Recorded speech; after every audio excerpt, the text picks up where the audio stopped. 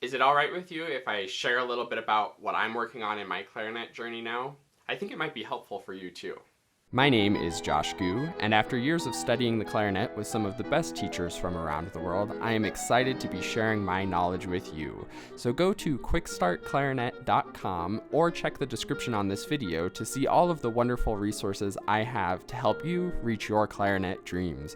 And of course, subscribe to this channel for weekly clarinet and music tips and tricks. This is a bit of a follow-up to last week's video, so if you missed that one, be sure to check that out and see the $1,000,000 practice system that I laid out for you there. And I think taking that practice system, you can see which aspect of it you personally need to improve on. So that's what I want to talk about a little bit today, is what I'm working on and what I'm trying to improve in that and where I'm at in my clarinet journey. So hopefully you can see how, first of all, even a professional who's been playing for many years can still be finding things to improve on and things to work on.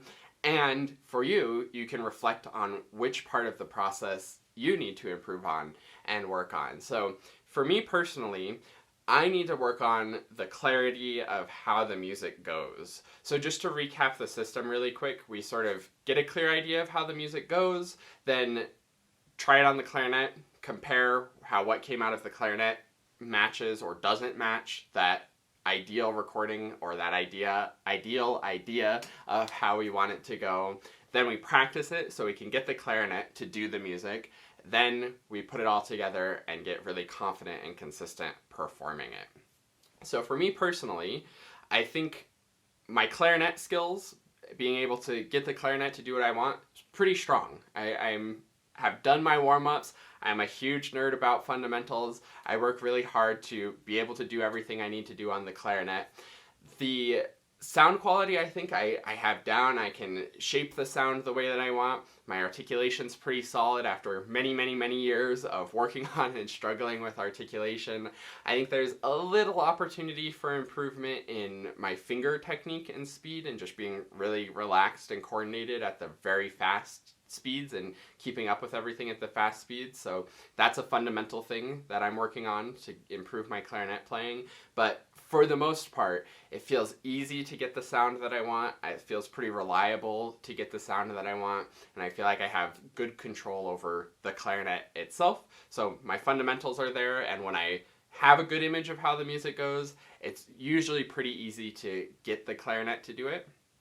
I think I'm also quite strong in the sort of practicing things. So when we compare and it doesn't go the way that I want the recording to go, then I feel like I'm able to make adjustments pretty quickly.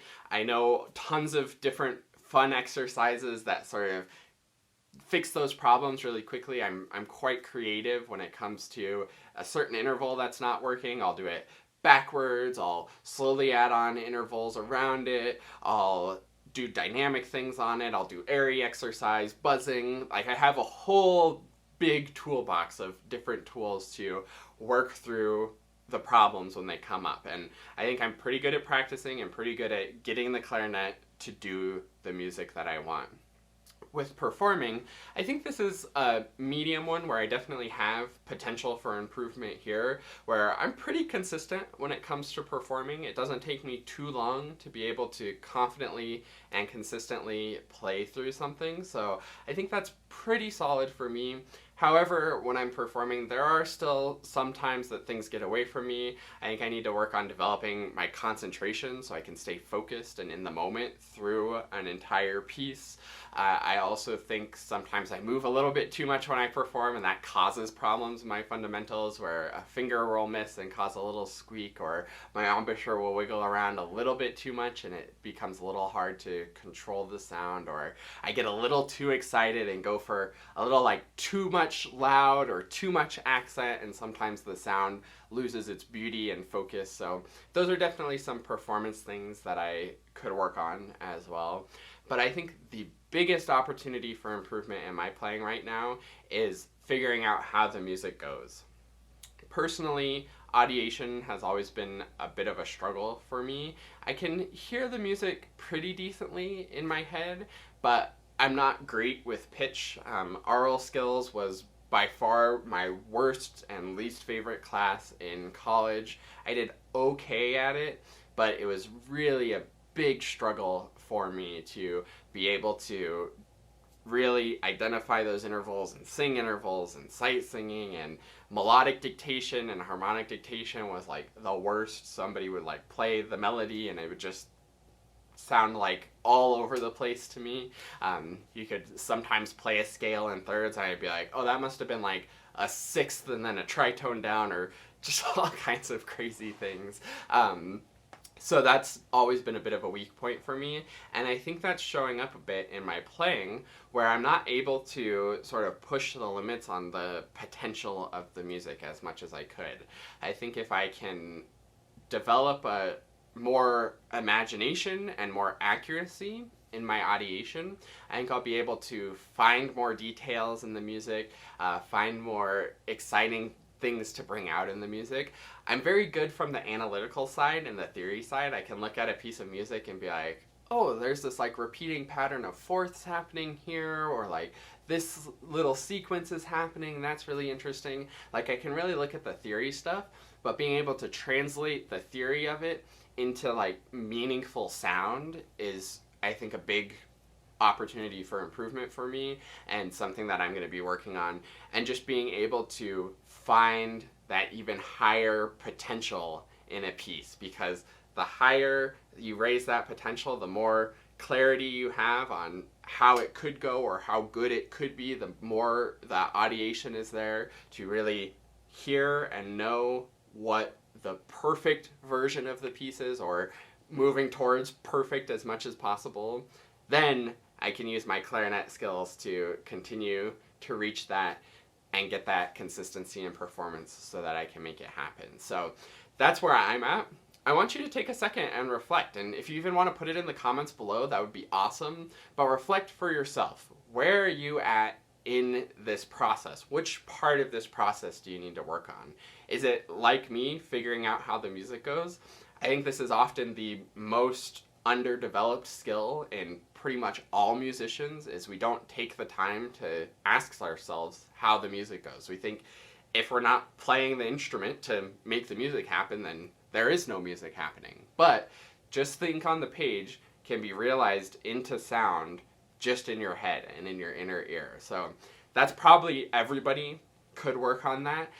But what about the other parts? Maybe you do feel like you know how the music goes pretty well.